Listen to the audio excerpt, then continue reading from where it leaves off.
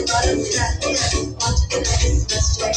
Beni tanıyanlar bizi, ben bizim bahçenin babasıyım. Başka yeri değiller, ben ile bahçede kalasıyım. En çok gözüme kayılan, bahçede sürülen.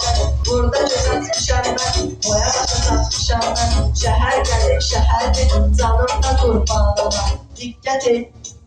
Sözüm sana sana say sana sonra geldim var bizim bomba başımızın olsun gerçekten boy baş kendilerinden söyle basın bir tane şimdi başın kendilerinden değer verimlerinden uzat duran şöbeti yüreğinden almışlar bezme rahat olmayı yavaş yavaş başla.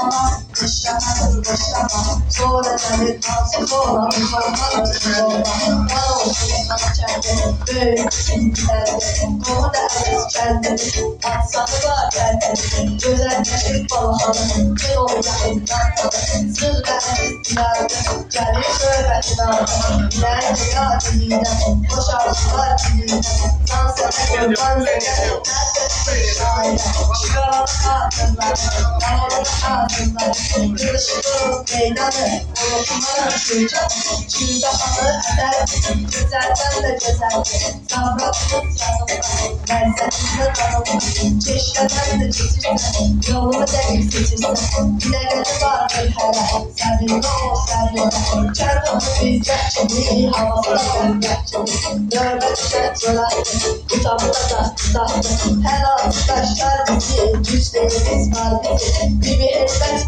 getirdi, yüreğine sarfıydı. Biletler düşün hele, aziz mekan biletleri. Masasına düştüm yolum, göz okşayarsam solum. Kendimize nehdedi, her zaman öyle.